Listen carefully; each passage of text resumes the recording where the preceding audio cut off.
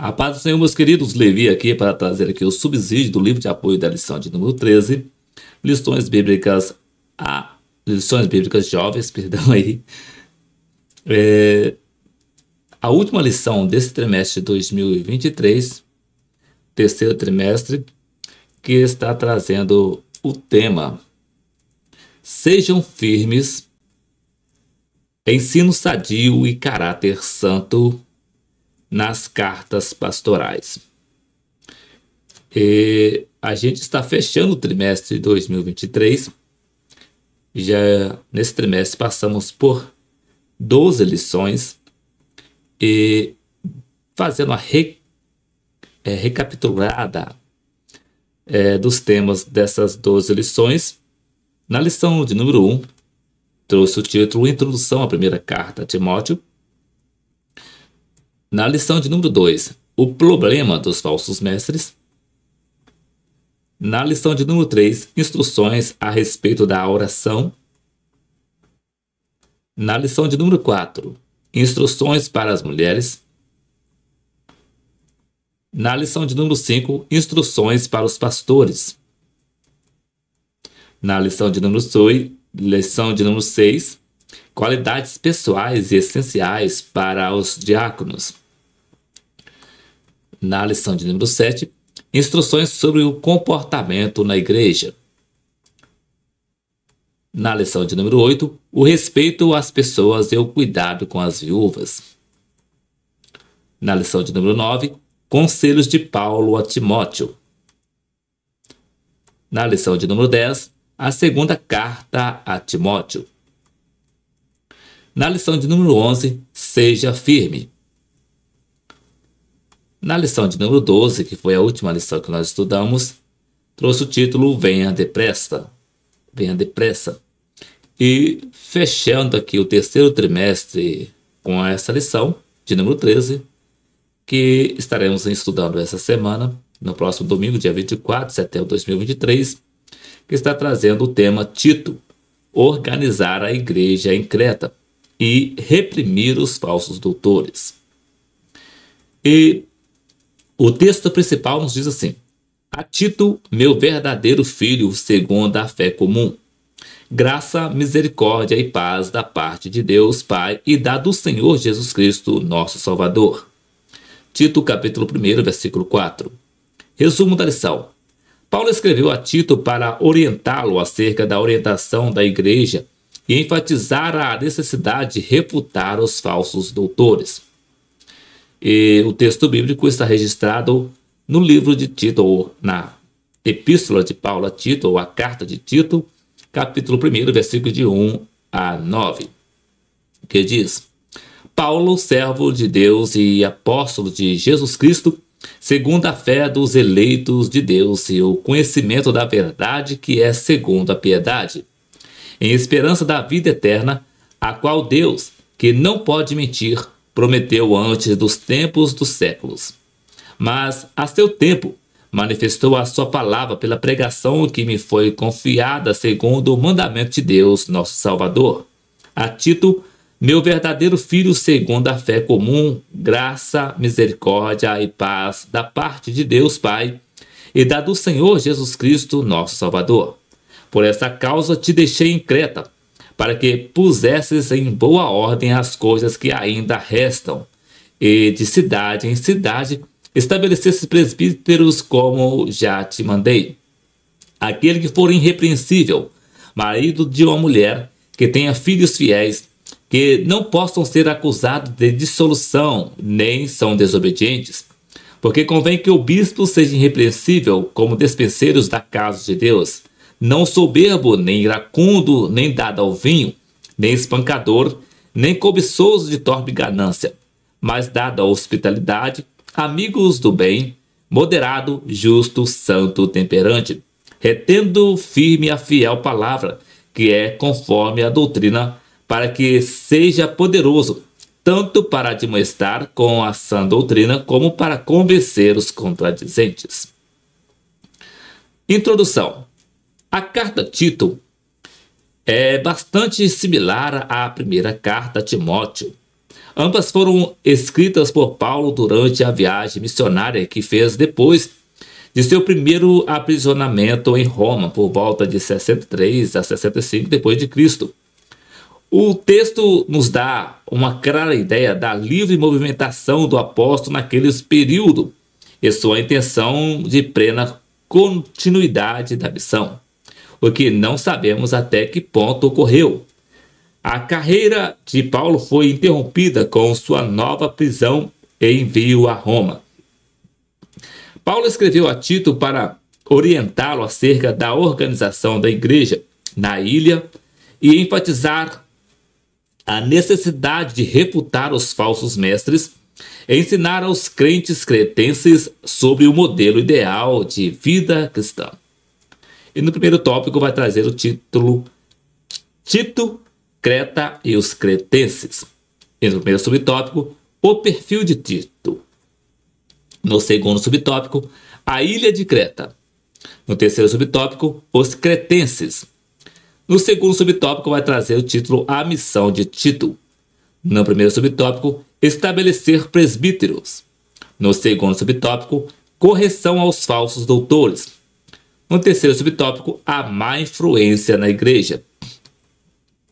No terceiro tópico vai trazer o título Exortações Gerais. No primeiro subtópico, ensino para toda a família. No segundo subtópico, salvação para todos. E vindo para o livro de apoio, que está trazendo o título Organizar a Igreja em Creta, que está baseado na Epístola de Paulo a Tito, no capítulo 1, versículo de 1 a 16.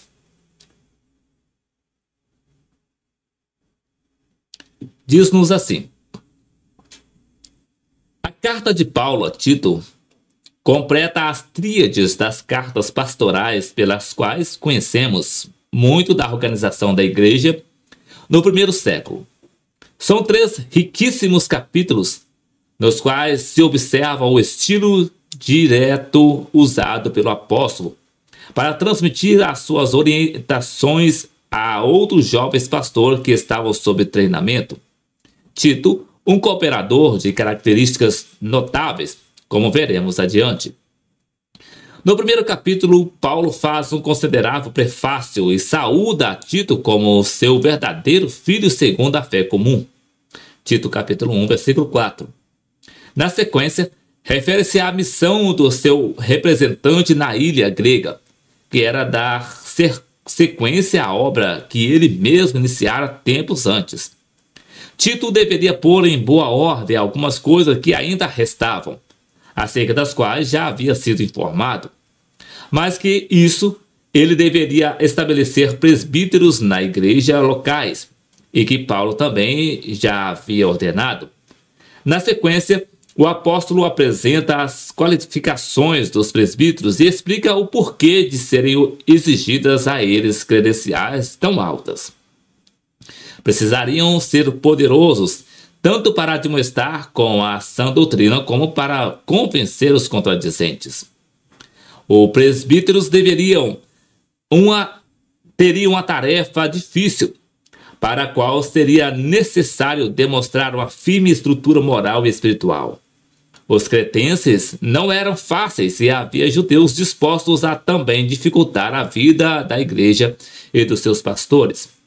No capítulo 2, Paulo ordena a Timóteo que fale o que convém à sã doutrina e detalha como deveria ser o comportamento dos membros da igreja. Velhos, mulheres idosas, mulheres novas, jovens e servos. Não se trata de um rol taxativo, naturalmente. O papel de Tito era ensinar a sã doutrina a todos. O capítulo 2 é concluído com uma seção relativa à manifestação da graça de Deus e à sua operação na vida humana. Salvação, santificação e esperança escatológica. Capítulo 2, versículo 11 a 15. O capítulo 3 é aberto com uma nota acerca da sujeição e da obediência às autoridades e do dever de que todo cristão tem de estar preparado para toda boa obra. Ser prudente e benigno no falar, não ser dado a contendas, ter uma vida simples e ser manso para com todos os homens. O viver de quem serve a Deus deve contrastar-se à sua velha natureza, na qual ainda vivem os insensatos, desobedientes, extraviados, os que se entregam aos prazeres e vivem dominados pela malícia, inveja e ódio. Paulo encaminha-se para o fim da sua carta, aconselhando Tito a que não perca tempo com quem quer fomentar discussões infrutíferas acerca de assuntos teológicos ou controversas e que não geram edificação. Viviam em Creta muitos judeus da diáspora que se dedicavam às questões loucas, genealogias, contendas e debates acerca da lei. Tito deveria evitá-los, conforme no capítulo 3, versículo 9 a 11.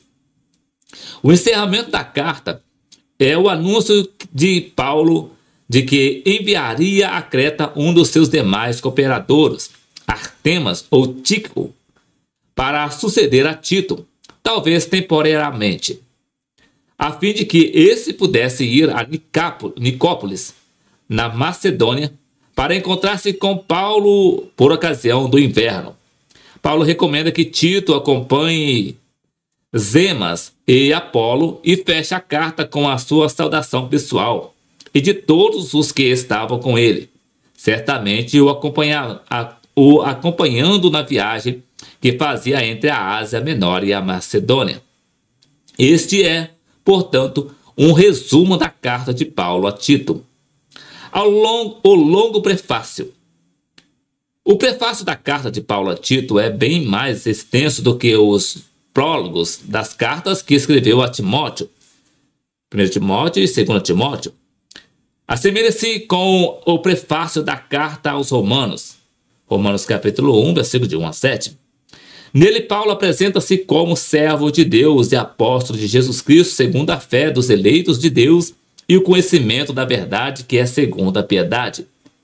No texto grego, servo é doulos, e significa escravo, e é nesta condição de escravo de Deus que se vê Paulo exercendo o seu apostolado para promover a fé que é dos eleitos de Deus e o pleno conhecimento da verdade segundo a piedade, conforme a tradução contida na versão Almeida Revista e Atualizada. Conforme o comentário da Bíblia em Estudo Holman, segundo a fé, traduz uma expressão difícil. A ideia é que o propósito do apostolado de Paulo era ver pessoas vindo à fé e crescendo na fé e no conhecimento da verdade. A palavra verdade se refere ao evangelho especificamente e este evangelho conduz à piedade. Em seguida, Paulo expressa a sua esperança escatológica, a esperança da vida eterna, prometida por Deus antes dos tempos dos séculos, tema da sua pregação apostólica. Era, portanto, a proclamação do evangelho que movia Paulo.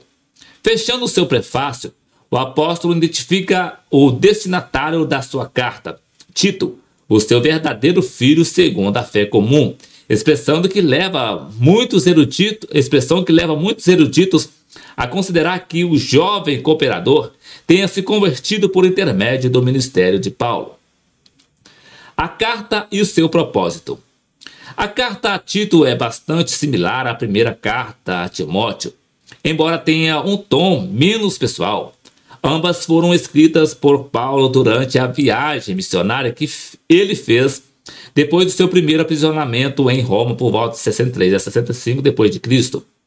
Os 5 longos anos de prisão, somados a todos os sofrimentos que já havia experimentado desde o início do seu ministério, não fizeram Paulo ficar desanimado e parar o seu trabalho evangelístico e pastoral. Pelo contrário, tão logo se viu livre novamente, o apóstolo intentou uma nova viagem, acompanhado dos seus principais colaboradores. Não sabemos se Paulo foi à Espanha como desejava, conforme nós vemos em Romanos capítulo 15, versículo 23 a 28. Mas sabemos da sua viagem pela Acaia, Macedônia e Ásia Menor. A carta a Tito dá-nos uma clara ideia da livre movimentação do apóstolo naquele período e a sua intenção de plena continuidade da missão. O que não sabemos até que ponto ocorreu. A carreira de Paulo foi interrompida com a sua nova prisão e envio a Roma. Antes disso, contudo, Paulo escreveu a Tito para orientá-lo e exortá-lo mais uma vez acerca da organização da igreja na ilha, enfatizar a necessidade de refutar os falsos mestres e ensinar aos cretenses sobre o modelo ideal de vida cristã. Pelo conteúdo da carta, Creta, assim como Éfeso, estava enfrentando a oposição de judeus da diáspora, que se entregavam a práticas ascéticas e perturbavam as igrejas nascentes, conforme nós vemos Tito capítulo 1, versículo 14 e 15. Paulo escrevera para estimular Tito a ser firme no exercício do seu ministério, na defesa do verdadeiro evangelho, construindo um ministério sólido e igrejas edificadas na fé mediante a exposição da sã doutrina.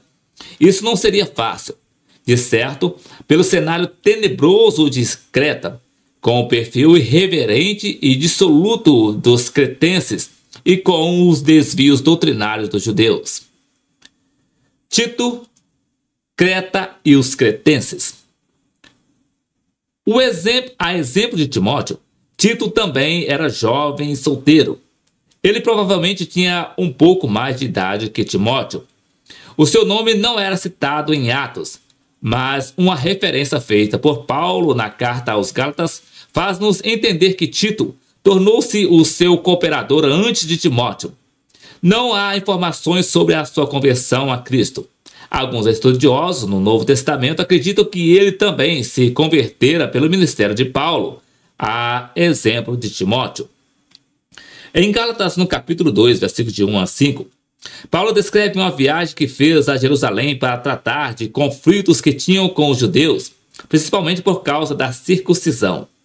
Tito estava nessa viagem, conforme nós vemos em Gálatas, capítulo 2, versículo 1 a 3. Provavelmente a mesma narrada por Lucas em Atos, capítulo 15, versículo 2, que trata do concílio de Jerusalém. Enquanto Timóteo foi circuncidado por Paulo por causa dos judeus, em Atos capítulo 16, versículo 3, com Tito foi diferente.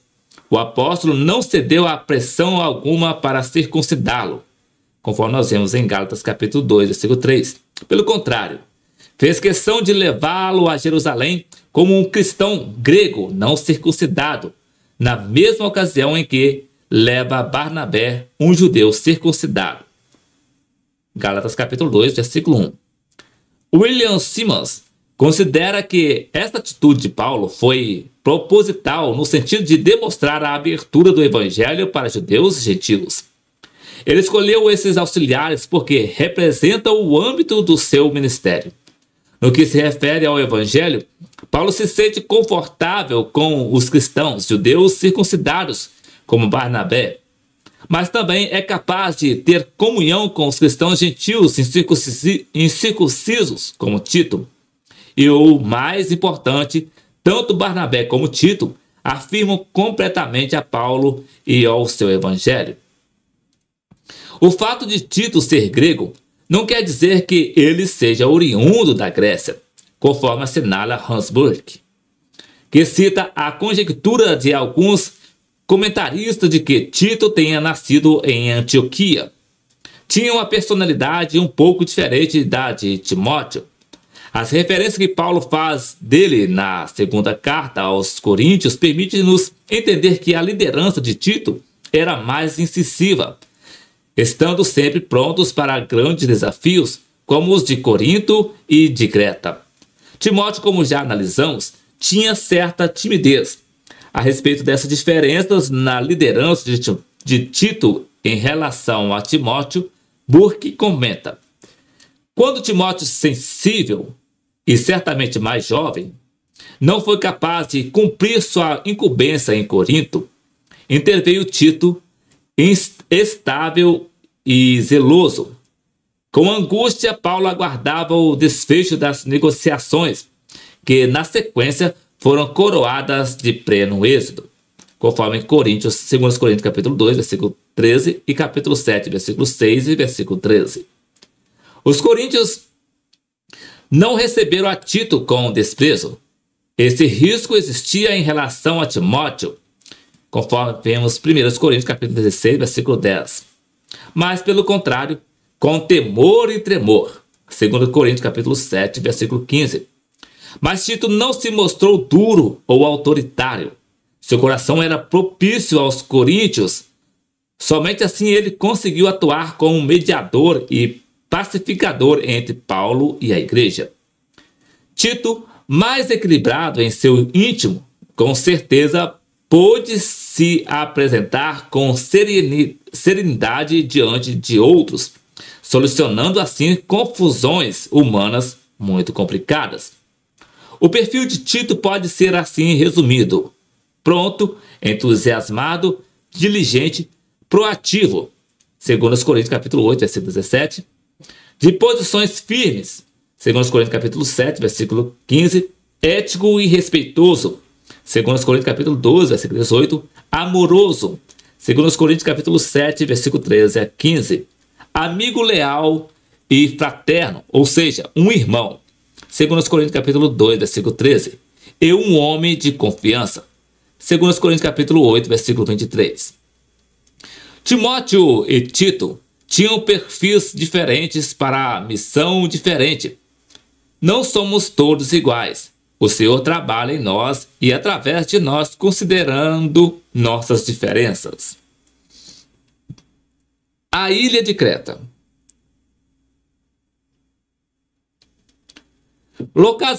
Localizada a sudeste da Grécia, ao sul do mar Egeu, Creta é uma quarta maior ilha do mar Mediterrâneo, menor apenas que Sicília, Sardenha e Chipre.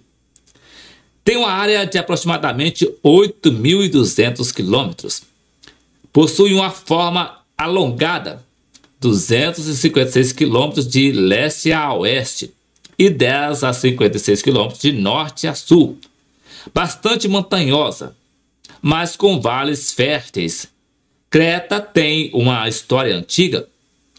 Foi o centro de uma cultura muito antiga chamada minoana, mais conhecida como minoica, que se desenvolveu durante as idades do bronze, média e última, de 2600 a.C. a 1000 a.C. A ilha também é citada por alguns estudiosos como tendo sido a terra de origem dos filisteus, de nome Caftor, mencionada em Deuteronômio capítulo 5, versículo 23, Jeremias capítulo 47, versículo 4. Porque o Senhor destruirá os filisteus, o resto da ilha de Caftor. E Amós capítulo 9, versículo 7. No primeiro século, Creta possuía mais de 100 cidades, algumas delas espalhadas ao longo da costa. Eram cidades muito povoadas e violentamente independentes. Algumas dessas cidades tinham excelentes portos, como por exemplo o de Fenice, citado em Atos capítulo 27, versículo 12. Lucas cita os cretenses presentes no dia do Pentecostes, em Atos capítulo 2, versículo 11. Conforme o Wycliffe, Roma conquistou a ilha em 68 ou 67 a.C. e fez dela uma província separada. Paulo esteve em Creta durante a sua conturbada viagem a Roma, por ocasião do seu primeiro aprisionamento. O navio que o levava atracou em bons portos e ali ficou por algum tempo, conforme registra Atos capítulo 27, versículo 8 e 9. Atualmente, Creta tem mais de 600 mil habitantes e possui diversos pontos turísticos de grande visitação, segundo consta no site Wikipedia. A ilha constitui uma parte significativa da economia e do patrimônio cultural da Grécia, ao mesmo tempo que conserva características culturais próprias, nomeadamente na música e poesia. Os cretenses. Um povo de péssima fama. A ilha era um lugar de confusão, miscigenação cultural e religiosa, violência, banditismo e imoralidade. Os cretenses eram mentirosos, preguiçosos e glutões. Paulo denuncia isso na carta a Tito, numa referência a Epimênides, um conhecido poeta e filósofo cretense do século 6 a.C.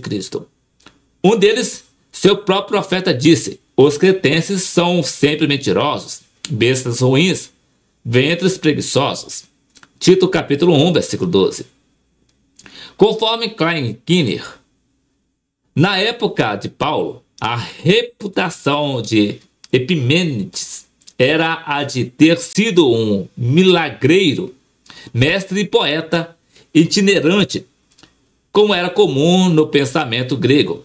A linha que separava a inspiração poética podia ser tênue, embora o ditado, ao que tudo indica, tivesse se tornado proverbial. Um comentarista afirma que Crétar havia se tornado gíria para mentir. Não é possível que Paulo conhecesse as obras de Epimênides. Parece mais provável, contudo, que ele conhecesse apenas o ditado e ele atribuído ou não, ou no máximo uma antologia que contivesse várias máximas atribuídas a Epimênides. Segundo o teólogo suíço Hans Burke, o termo sincretismo é inspirado nessa imbolitiva característica dos cretenses. O prefixo grego sin tem o sentido em companhia de, junto com, como em sinergia, sincronia, sinfonia, etc.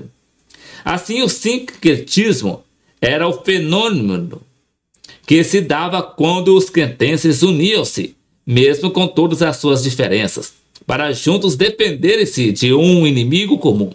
Ou, no sentido figurado, o sincretismo seria a própria presença, numa mesma ilha, de múltiplos cultos, religiões, filosofias e linhas de pensamento. Burke ainda assinala que é da palavra cretenses que deriva o verbo cretizo, no grego, que significa mentir. Acontece que o evangelho havia chegado à ilha. Como já assinalado, havia judeus cretenses em Jerusalém no dia de Pentecostes, em Atos capítulo 2, versículo 11. Alguns deles certamente se converteram e levaram a fé para as suas respectivas cidades. Depois de solto da sua primeira prisão em Roma, em Atos capítulo 28, versículo 30, Paulo viajou para Creta, levando Tito. Trabalhou ali por algum tempo e deixou o seu fiel colaborador para prosseguir a obra, em Tito capítulo 1, versículo 5, conforme vemos. Apesar de toda a imoralidade, indiferença e hostilidade dos cretenses, impregnadas na cultura da ilha, muitas igrejas floresceram ali. Não há nível de pecaminosidade que resista ao poder do evangelho. Onde o pecado abundou, superabundou a graça. Romanos capítulo 5, versículo 20. A missão de Tito. A missão primordial de Tito era organizar as igrejas locais de cidade em cidade. Isso denota que o evangelho espalhara-se pela ilha, só que a organização das igrejas ainda estava bem no início. Já havia um presbítero estabelecido em Éfeso, conforme vemos em Atos capítulo 20, versículos 17 e 28, o que não excluía a responsabilidade de ordenar novos presbíteros pelo crescimento da obra. Em Creta, contudo, embora Paulo tivesse trabalhado por algum tempo para pôr as coisas em boa ordem, havia a premente necessidade de exercer a disciplina eclesiástica e estabelecer presbíteros em cada igreja para prosseguirem com a missão de ensinar. Klein Skinner explica que esse modelo de organização eclesiástica instituído por Paulo assemelhava-se a uma prática judaica veterotestamentária e também presente nas sinagogas do Novo Testamento. No Antigo Testamento, as cidades eram governadas e julgadas pelos anciãos, aqueles que tinham a maior sabedoria e experiência na comunidade. No período do Novo Testamento, os homens mais velhos proeminentes nas sinagogas da diáspora eram chamados presbíteros, embora o papel exato deles também variasse de lugar para lugar. Muitas vezes, o grupo de presbíteros liderava a sinagoga na Judéia. Nos manuscritos do Mar Morto, Paulo seguia as formas convenientes e convencionais de liderança da sinagoga naquela cultura, em vez de instituir estruturas de liderança completamente estranhas àquele ambiente. O perfil dos presbíteros segue os mesmos requisitos transmitidos a Timóteo, destacando a necessidade de maturidade, conforme nós vemos em 1 Timóteo capítulo 3, versículo de 1 a 6.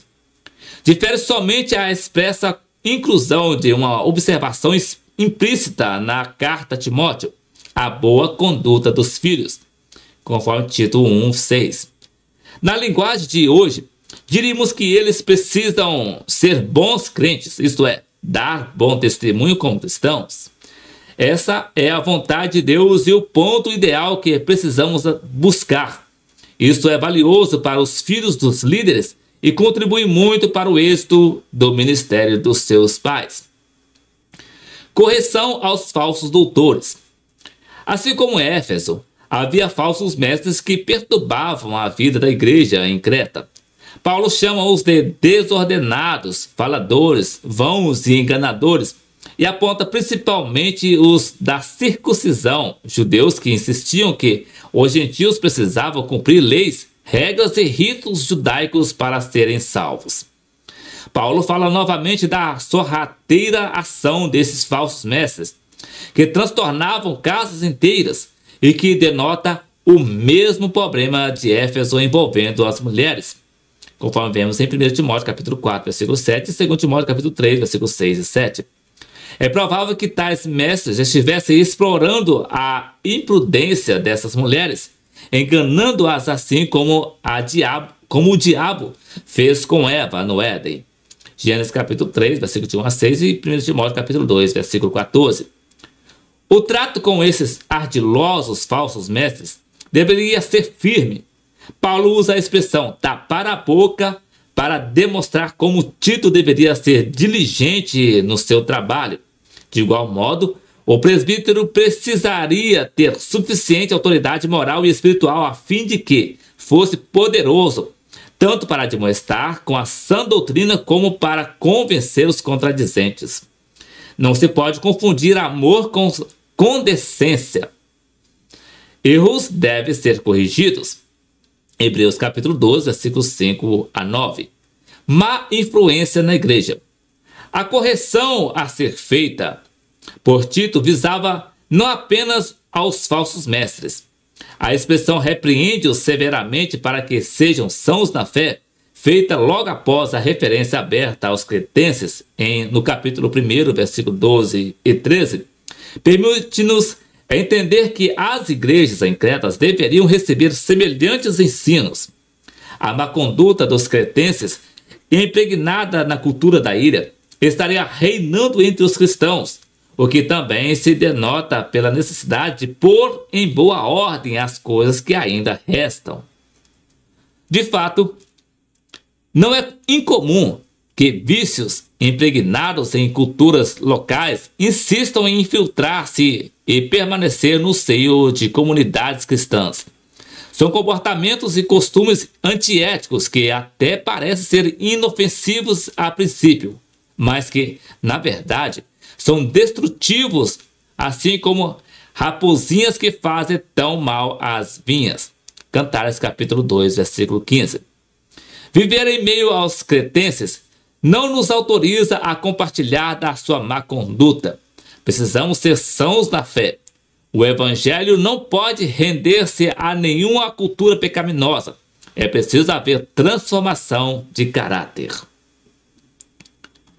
Ensino para toda a família.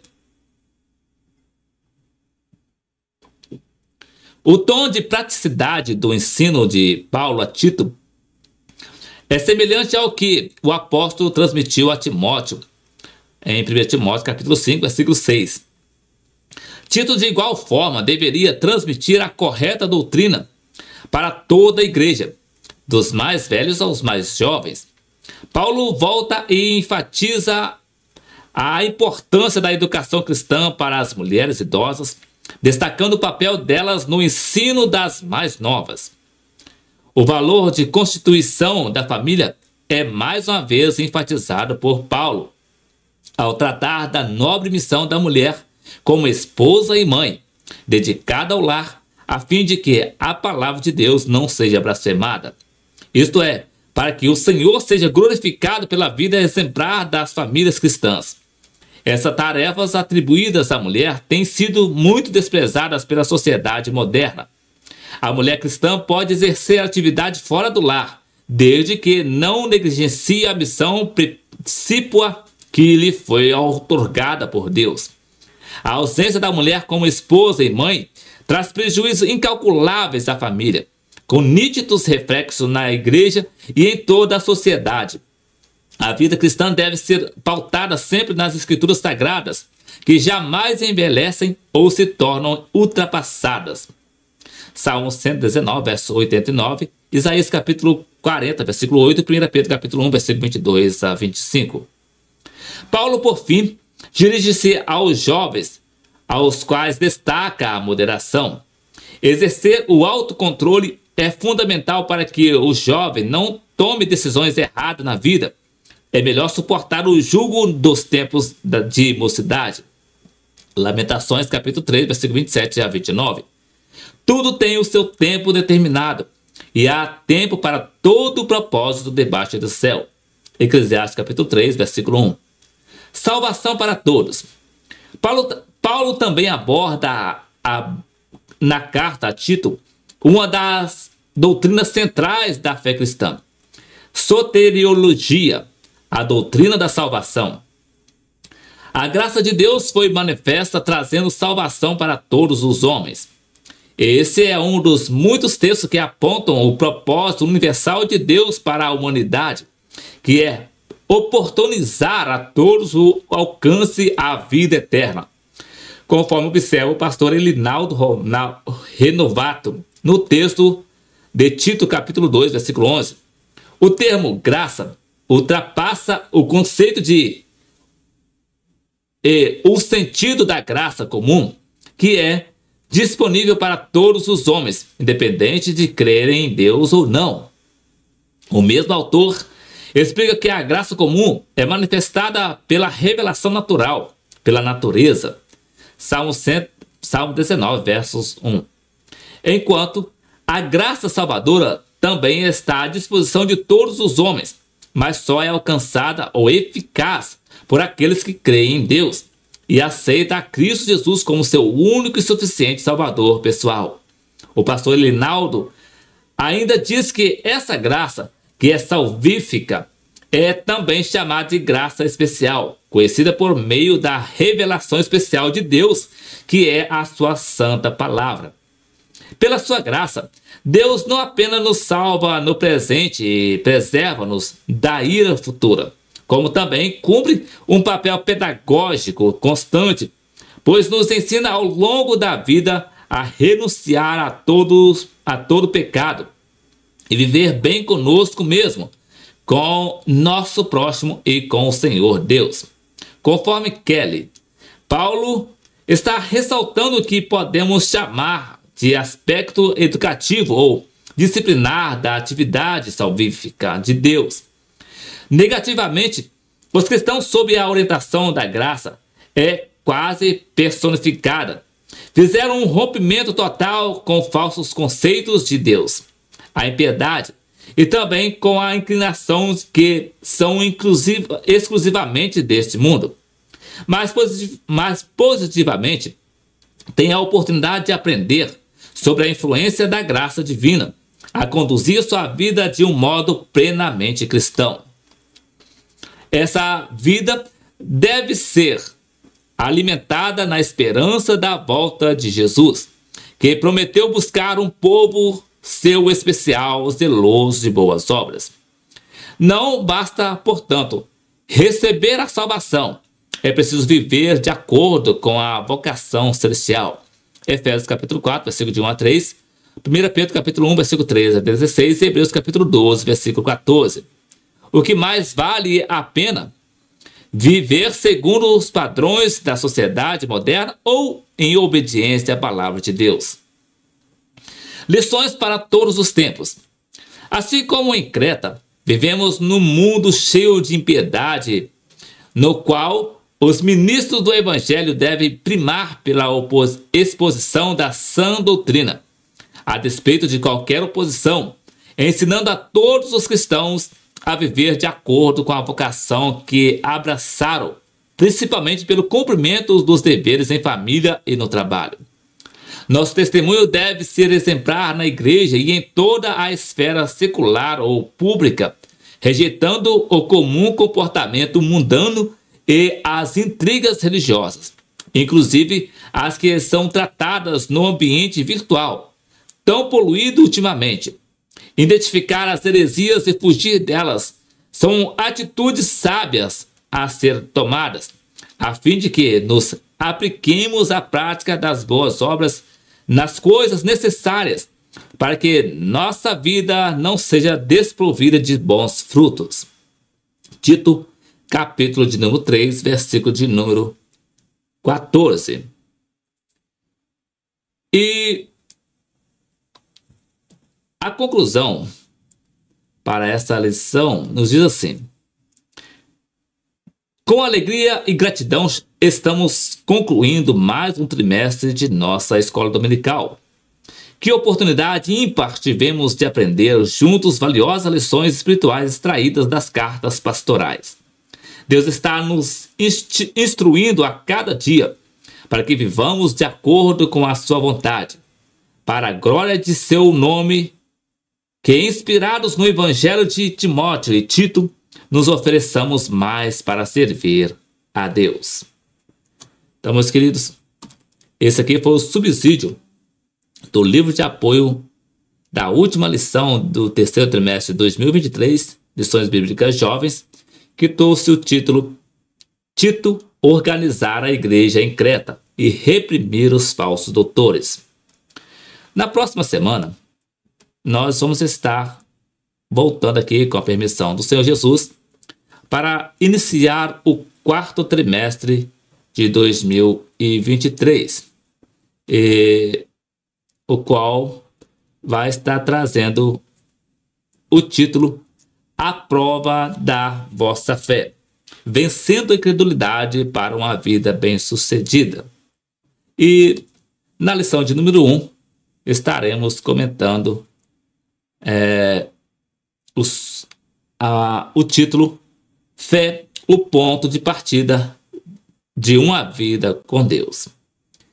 Se você ainda não conhece ou ainda não está de posse ainda da lição do quarto trimestre, Lições Bíblicas Jovens, tem um vídeo aqui no canal Lições Bíblicas Jovem quarto trimestre 2023. Ele mostra toda a lição, tá? São 14 lições que nós estaremos estudando no quarto trimestre e o vídeo mostra todas as lições, página por página, para você conhecer, se acaso ainda você não está de posse da lição ou ainda não viu o vídeo ainda para conhecer a lição, tá bem? Deus e Cristo abençoe a sua vida, a sua casa, a sua família, seu ministério e até o próximo vídeo, querendo o Senhor Jesus.